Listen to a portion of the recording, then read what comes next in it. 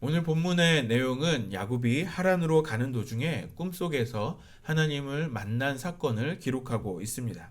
하란으로 가는 목적은 우리가 어제 봤던 말씀에서 있던 것처럼 이제 리브가의 오빠 라반의 집, 그러니까 외삼촌 라반의 집에 가서 이제 아내를 구하러 오는 목적으로 지금 하란으로 가고 있습니다. 그런데 진짜의 속 사정은 단지 아내를 구하기 위함이 아니라는 것을 우리가 알고 있습니다. 야곱이 받 야곱이 에서가 받아야 할 그 축복을 가로챈 것으로 인하여서 그 분노한 에서를 피해서 지금 야곱은 하란으로 도망을 가고 있는 것입니다. 하란으로 가는 도중에 이제 해가 지게 됩니다. 장막에서 거하는 것을 좋아했던 그 야곱이 이젠 아무것도 없는 야외에서 노숙을 하게 되었습니다. 돌 하나를 가져다가 이제 베개로 삼고 이제 잠을 청합니다. 그리고 잠을 자는 중에 꿈을 꾸게 됩니다. 12절에 그 야곱이 꿈을 꾼 그 내용을 꿈을 가운데서 보게 된 장면을 말씀해 주고 있습니다.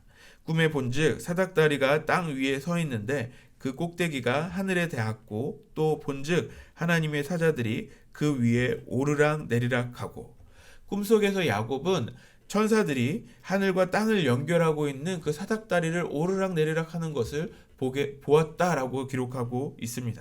사닥다리를 통해서 하나님의 나라와 이 세상이 연결되어 있는 것처럼 있는 것을 보게 됩니다.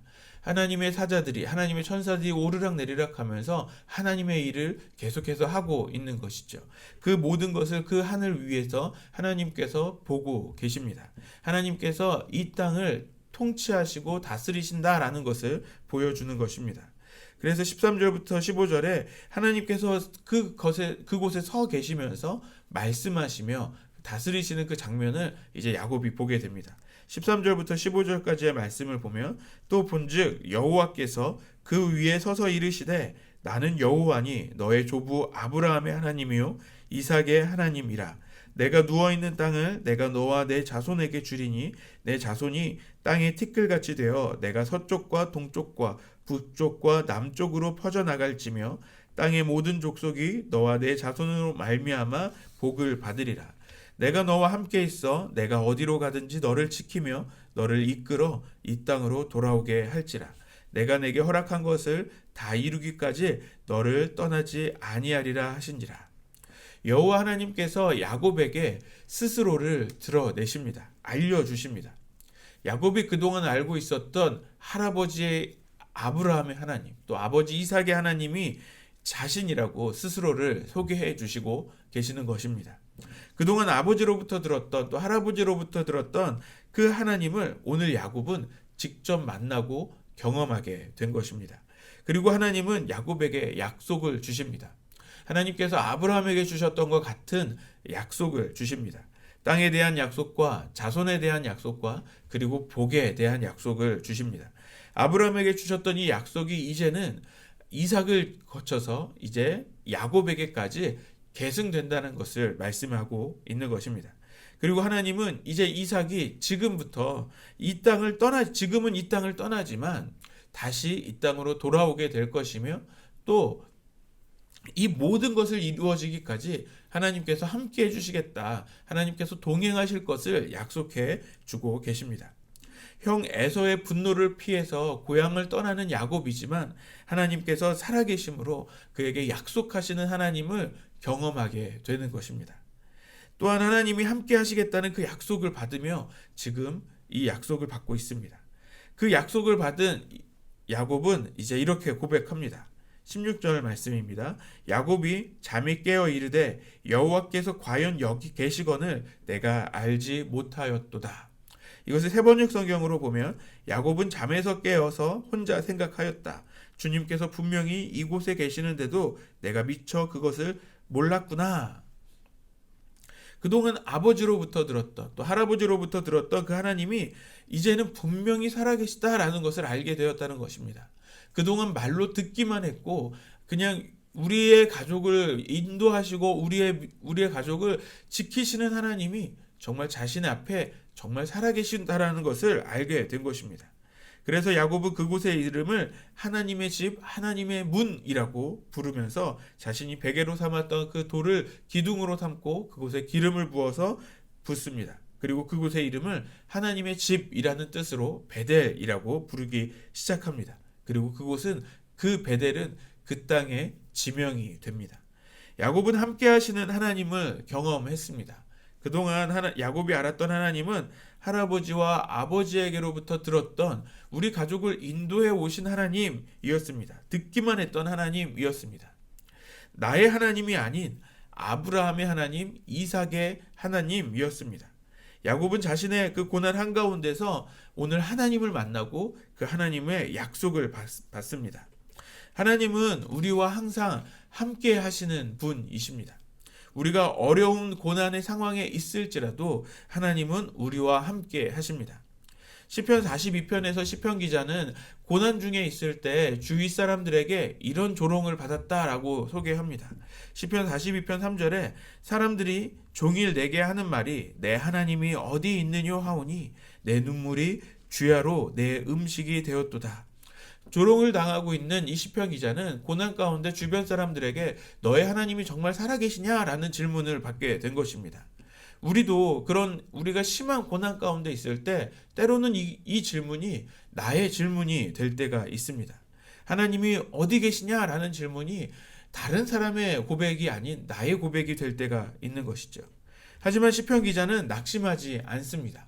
시편 42편 5절에 내 영혼아 내가 어찌하여 낙심하며 어찌하여 내 속에서 불안해하는가 너는 하나님께 소망을 두라 그가 나타나 도우심으로 말미암아 내가 여전히 찬송하리로다.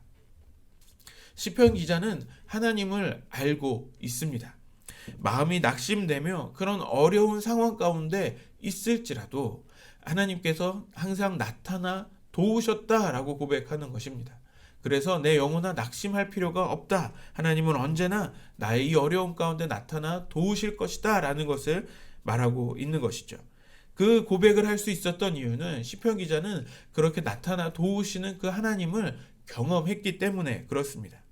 그래서 어떤 어려움이 찾아올지라도 아무리 주변 사람들이 너의 하나님이 어디 있느냐라고 조롱을 할지라도 그는 낙심하지 않겠다라고 고백하는 것입니다.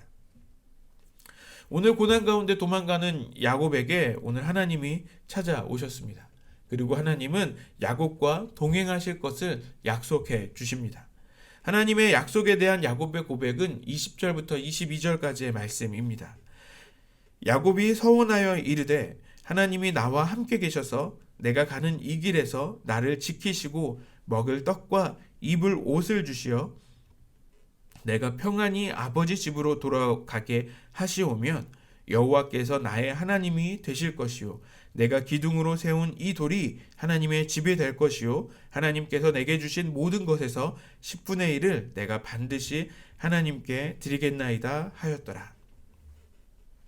야곱은 하나님의 약속을 가지고 그것을 조건으로 서원을 하고 있습니다.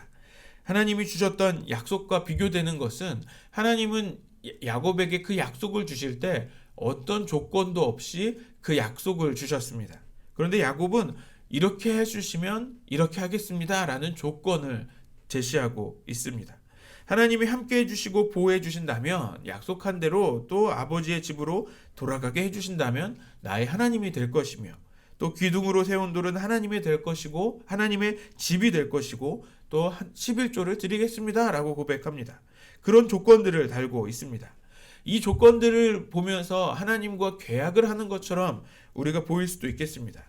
마치 야곱은 하나님께서 주신 약속을 믿지 못하고 이런 조건을 제시하고 있는 것은 아닌가라고 생각할 수도 있겠습니다. 그런데 이것은요, 다시 보면 하나님께서 약속하신 그 약속을 전적으로 의존하고 있다라는 것을 고백하는 것입니다. 시편 기자가 하나님께서 반드시 나타나 도우실 것을 믿고 고백했던 것처럼 야곱도 하나님께서 그 약속해 주신 것을 이루어 주실 것을 믿고 나는 하나님의 백성으로 이렇게 살겠습니다. 하나님은 나의 하나님이 되시며 또 나는 하나님의 집을 또 지을 것이며 또 하나님의 백성으로 11조를 드리겠다라고 서원하고 있는 것입니다. 오늘 야곱이 알았던 야곱의 할아버지와 아버지의 하나님은 이제 야곱의 하나님이 되었습니다. 말로만 들었던 하나님이 이제는 살아계신 하나님으로 자신의 삶에 직접 나타나셔서 역사하신 하나님이 된 것입니다. 이제 야곱은 하나님과의 진짜 관계를 시작하게 되었습니다. 성도는 하나님을 만나고 경험한 사람들입니다.